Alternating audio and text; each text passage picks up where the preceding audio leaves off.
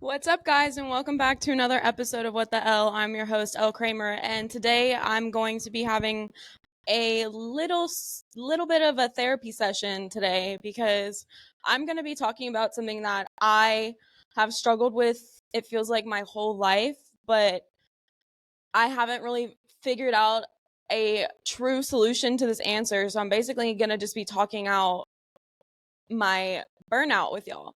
And if you don't know what burnout is, it's basically overworking yourself to the extent of you can't go anymore. Like you don't want to get out of bed, you don't want to make yourself breakfast, you don't want to go to the gym, you don't want to do the things that you regularly do for yourself. And for me in my life, this has happened to me since high school. In high school, I was so caught up on this idea of perfection and what perfectionism should look like and how my grades should look like I need to have a 4.0. I was in all of these honors classes. I was varsity sports for four sports, even though I rode the bench for like two of those sports. Well, one of the sports.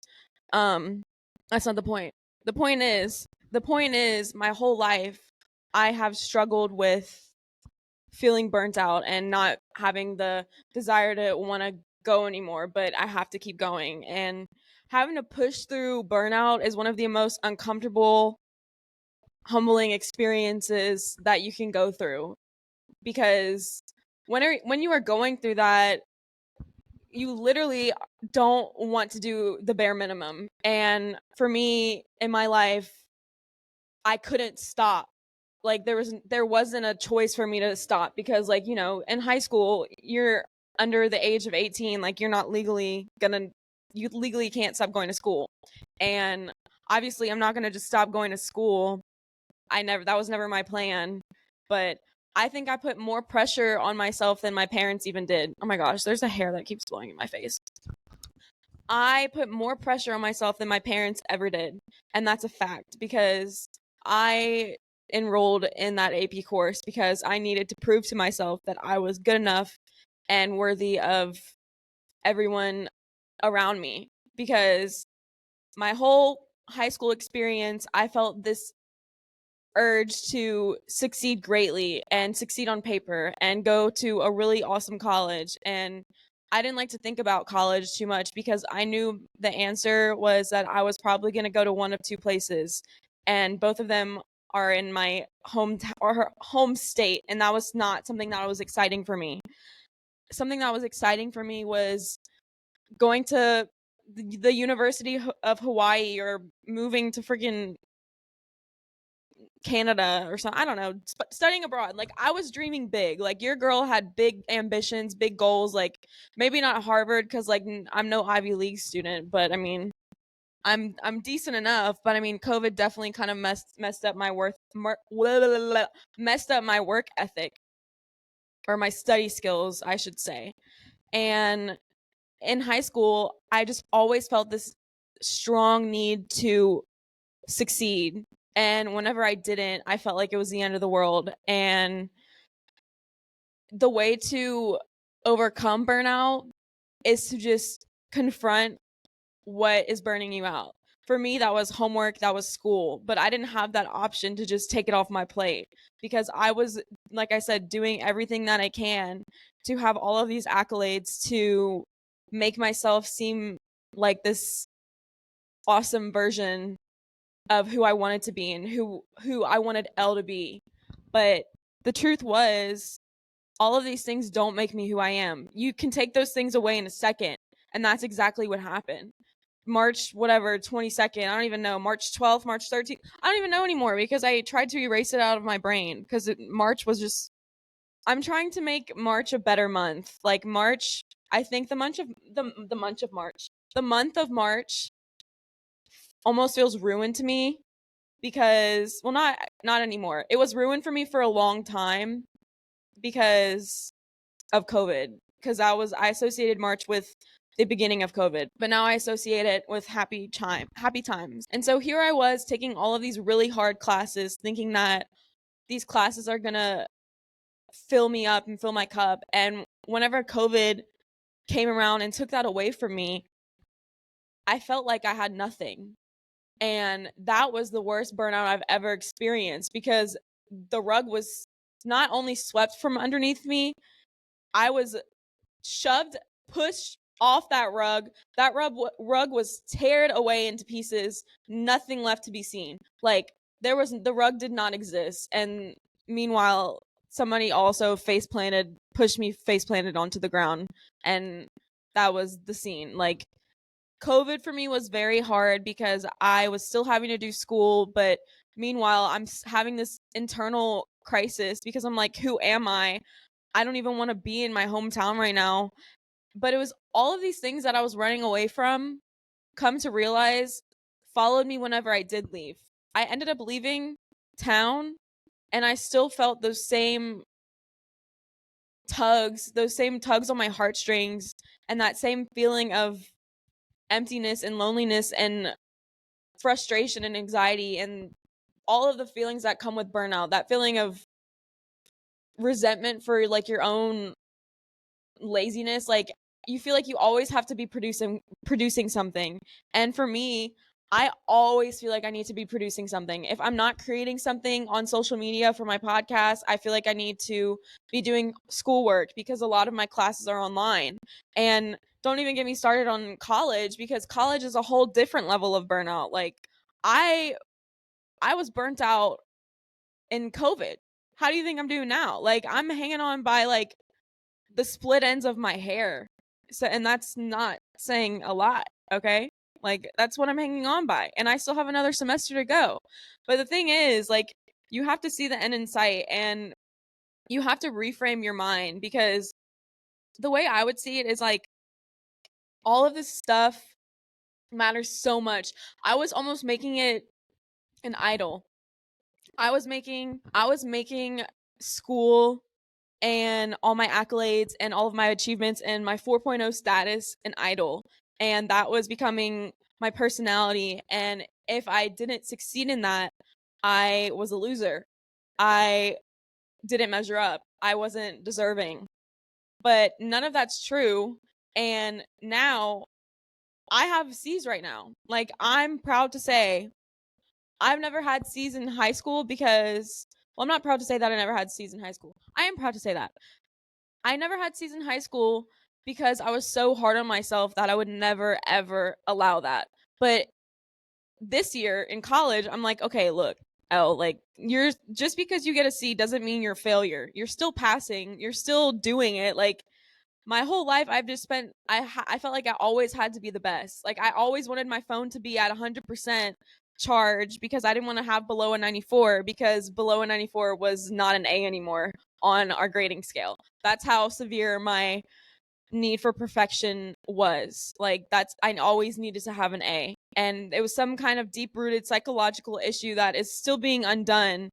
And I still have anxiety that I have a C in like two of my classes right now. But the thing is, I'm going to graduate either way. I know my final grade is not going to drop. Like, let's be so real. My final grade isn't going to drop me that bad. And you just have to look at things realistically. Like, I know I'm still going to graduate. That's number 1. Okay, well, let me knock on wood, because I don't want to say that and then fail. So, yeah, we're going to knock on wood. I know I'm still going to graduate. So, why am I freaking out? And the reason I'm freaking out is because I see a C on my status next to my little profile where I see my grades, and I'm like, Eleanor Kramer, C. And I would associate C with my level of intelligence. So I see a C, I'm like, okay, I'm not even smart anymore. Like, COVID took all of that away from me. My work ethic, my study habits, like everything that I used to know is gone, and I don't even know how to get it back. And I don't want to get it back because now I'm just mad and resentful. And how do I go forward from here? And for a long time, I didn't even know how to vocalize these feelings because it was just so misconstrued in my head. I didn't even have words to describe or understand the way that I was feeling. And a lot of those issues came from me not allowing myself to take breaks. And I still, even with this podcast, you've noticed I've uploaded every single Friday because I feel like if I don't upload one episode, even in the midst of finals, even though this is my finals week, I'm still posting because I have this desire to feel like this desire to strive for perfection.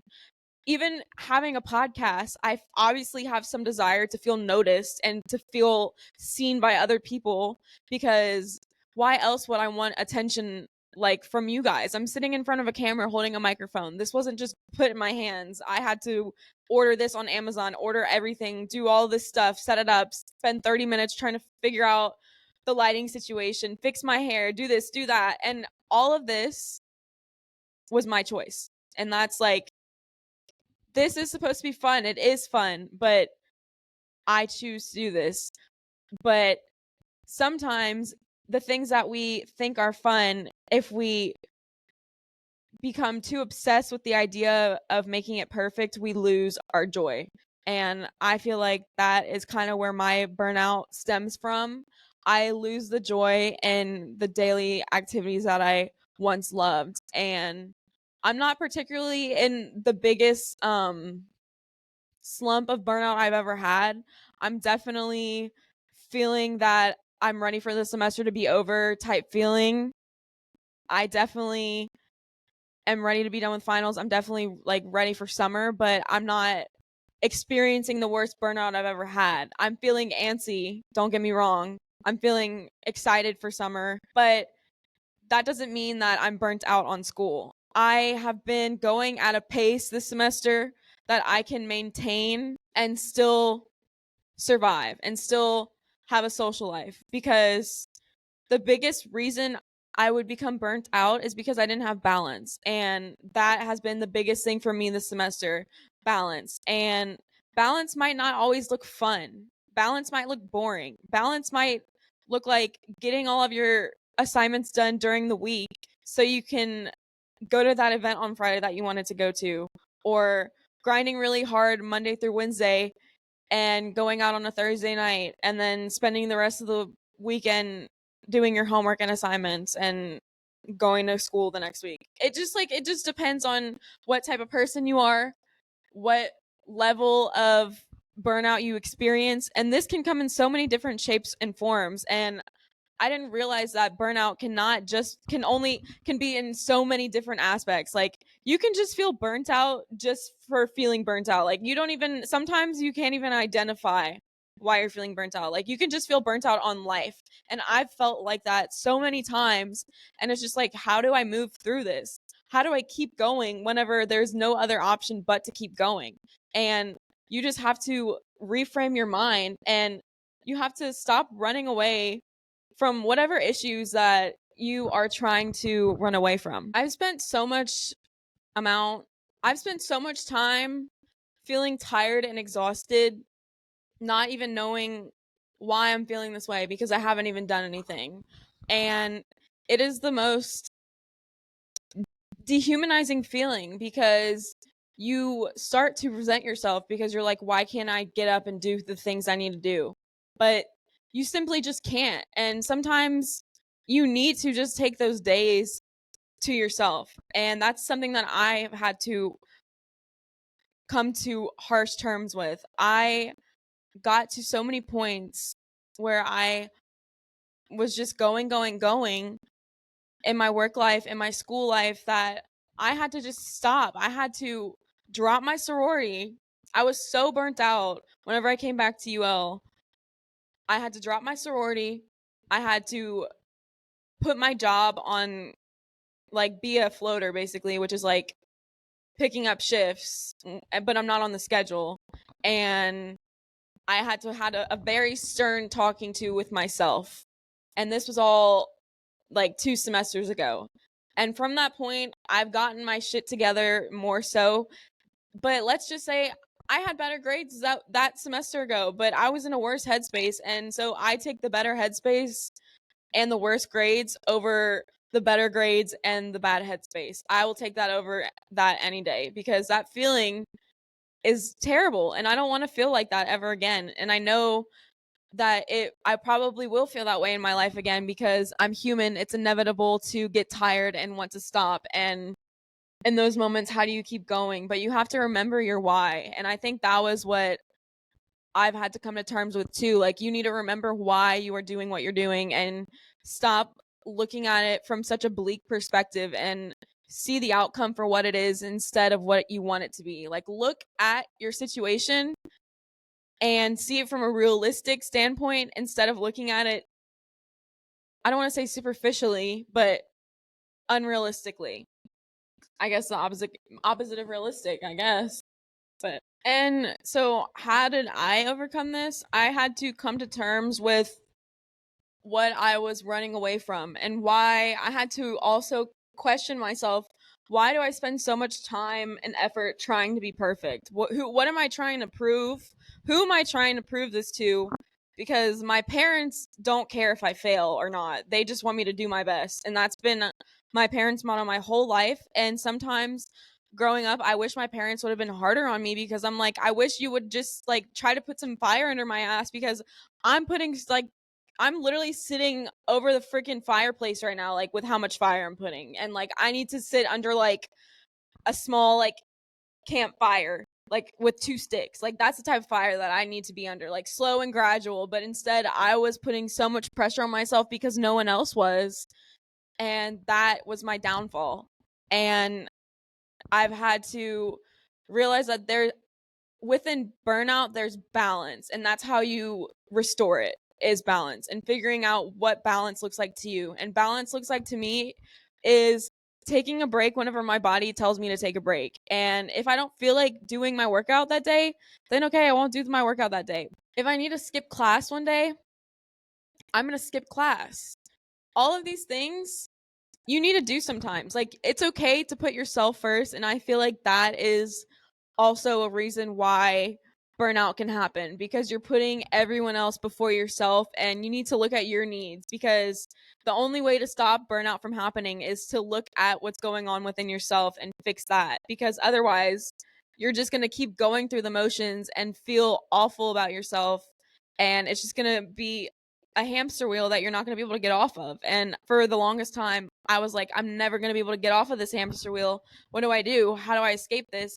And it just felt like there was no escaping. So to restore burnout, you have to look at the things that are going on within yourself. And what was going on within me was that I just didn't like who I was. I was looking for the approval of others, and I cared more about the approval of others than my own opinion of myself. And I would allow that to shape who I was. And you should never do that. You should never change who you are. And if people in your life make you feel bad for who you are, stop hanging out with them.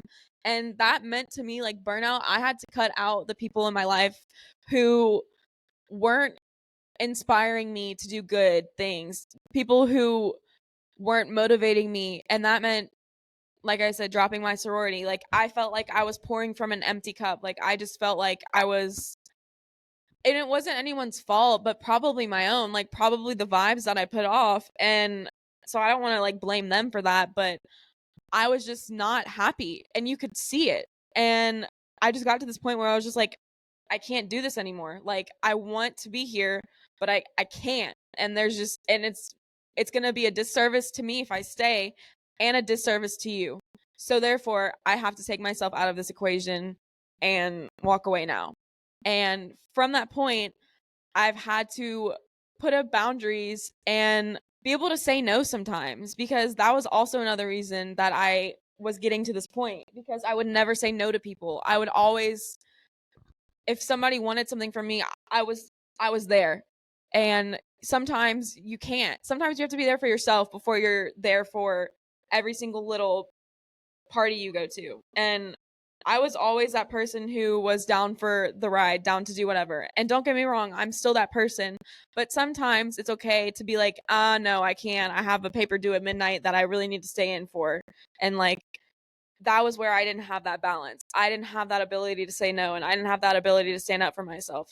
And I still am working on that. It felt like for a while that I was spineless, and I didn't like that, because that just looks like you don't love yourself. And if you don't respect yourself, who's going to respect you ultimately? So Yeah. I think this was a nice little conversation, nice little brief talk. Oh wow. So there's been a little piece of hair that's been hitting me in the face this whole time that I've been itching my nose and I'm like, where is this hair coming from? It's been in my microphone. Wow. Oh, and it doesn't want to come out. It was my split end. So, like I said, if you need to cut your hair, get your hair cut. But with that, thank you so much for stopping by. This is my shirt, What the Elle. If you want one, let me know. I will make some more. Um, Make sure to leave a like, leave a comment. My Instagram is Eleanor Rose Kramer. Main my podcast Instagram is at What the Elle. My TikTok is at What the Elle. And my YouTube is at What the Elle. So yeah, make sure to follow, leave a like, leave a comment, and stay tuned for another episode of What the Elle every Friday. Love you. Bye.